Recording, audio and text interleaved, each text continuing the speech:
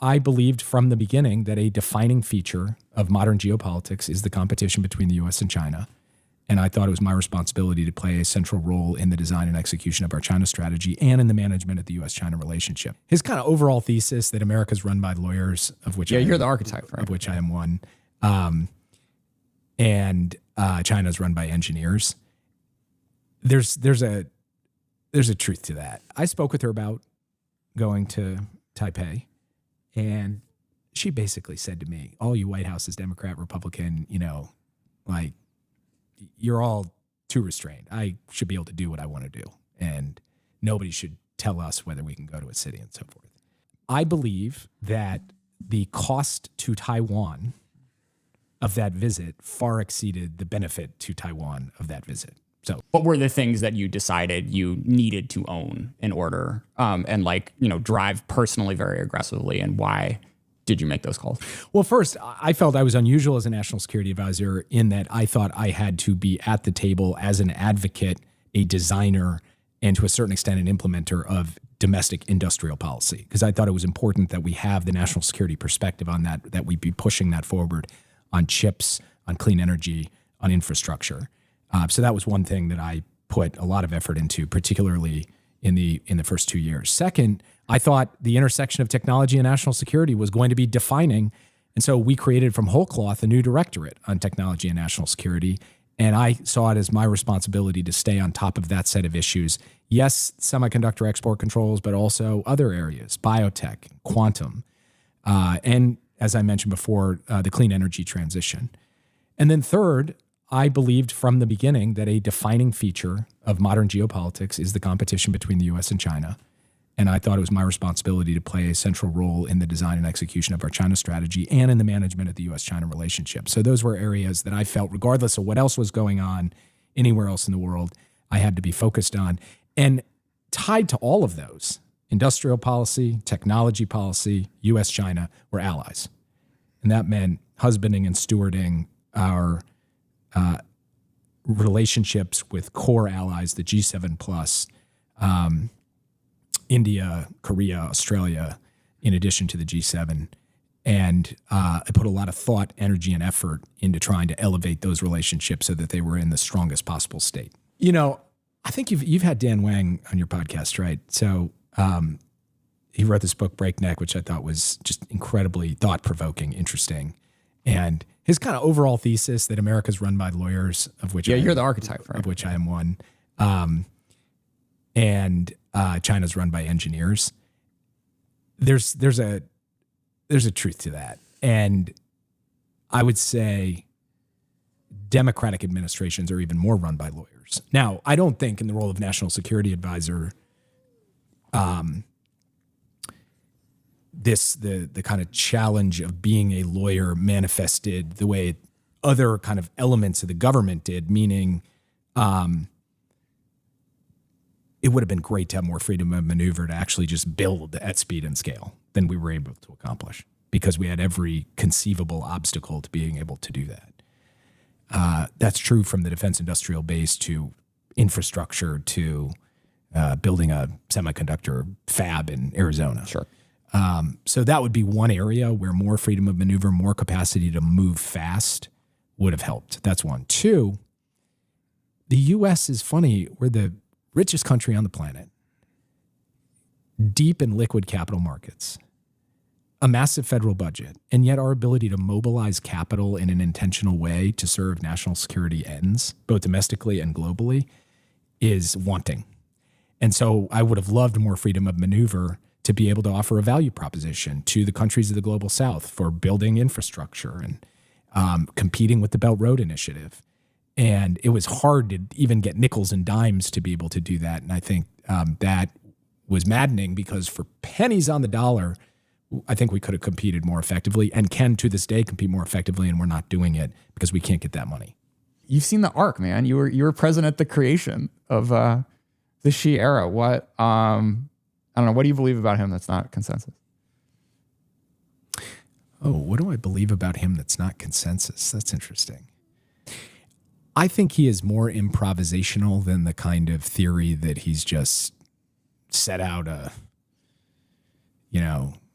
a coherent strategy that they are just going to execute. And he's like basically any other leader of any other big unruly country, and that he's got to make a lot of stuff up as he goes along.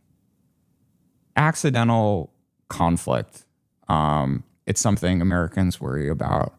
I personally am skeptical that like if two countries really don't want to fight, they can trip into a war neither side really wants.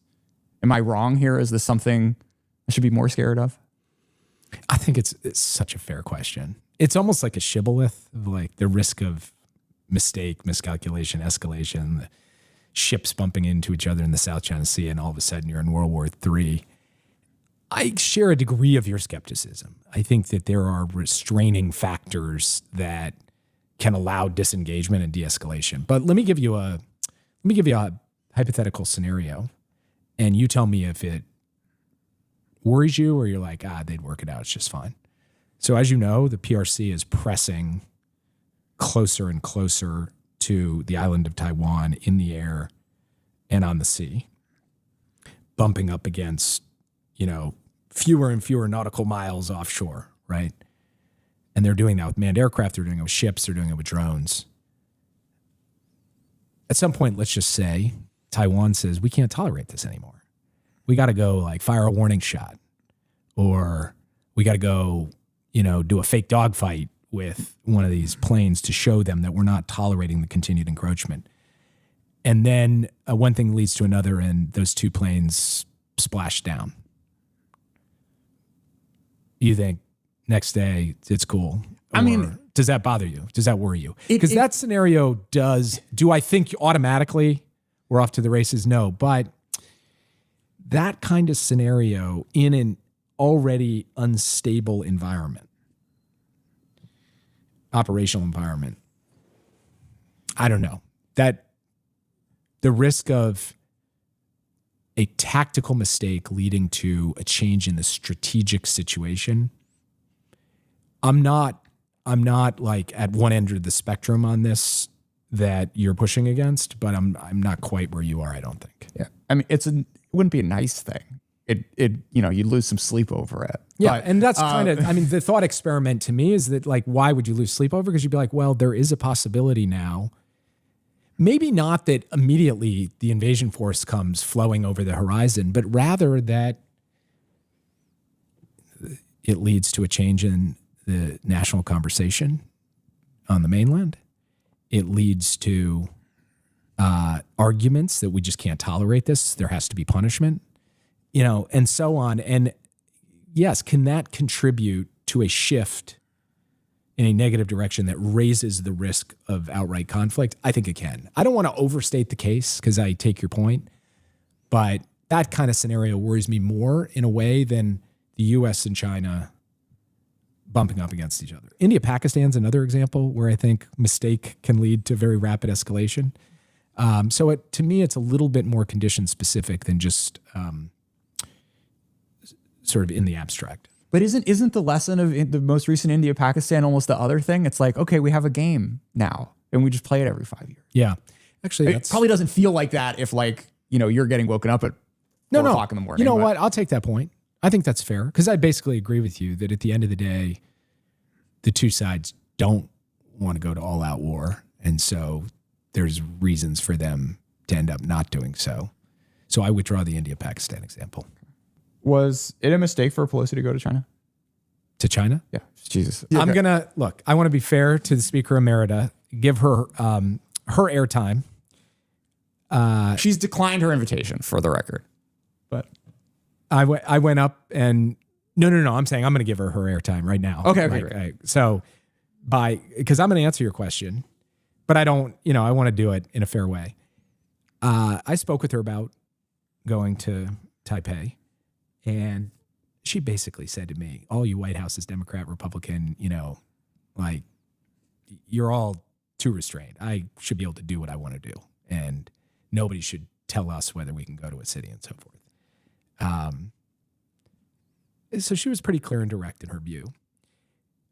I believe that the cost to Taiwan of that visit far exceeded the benefit to Taiwan of that visit. So for me, it's pretty simple calculus. How so? Well, I think it led to not just an immediate reaction by China that put a huge amount of pressure on Taiwan, but it led to a change in the operational environment around Taiwan that has not gone back to the way it was before. So substantive changes in Taiwan's immediate environment to the negative. On the positive side, kind of what? Some symbolism, I guess. Trump, too, does not seem to see China as the threat that you guys, and Trump 1 seemed to characterize it as.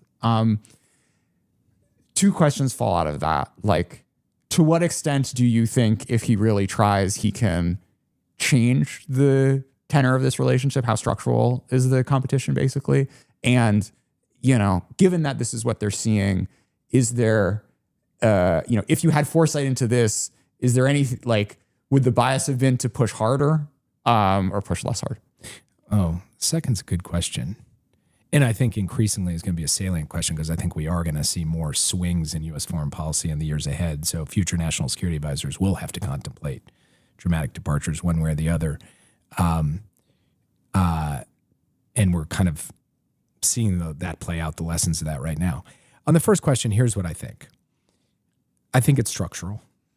I think the United States and China are two big, ambitious, dynamic countries with proud people who want to succeed and, frankly, don't want someone else calling the shots or having undue influence or having greater capacity than they have. And we have two different political systems, two different value systems, and therefore I think competition is a feature of the relationship. What I don't think is structural is that it has to be conflict. Where I think we have the ability to influence things is to manage that competition effectively. But I think the idea that you can just wish the competition away and go with win-win peaceful coexistence and all these kinds of phrases, I don't really buy that. And frankly, I don't think China buys that deep down. So I think President Trump can talk about the G2, and I completely agree. He looks at this through an economic lens, a mercantilist lens, and not a lens of strategic competition. But at the end of the day, I think these structural factors will shine through.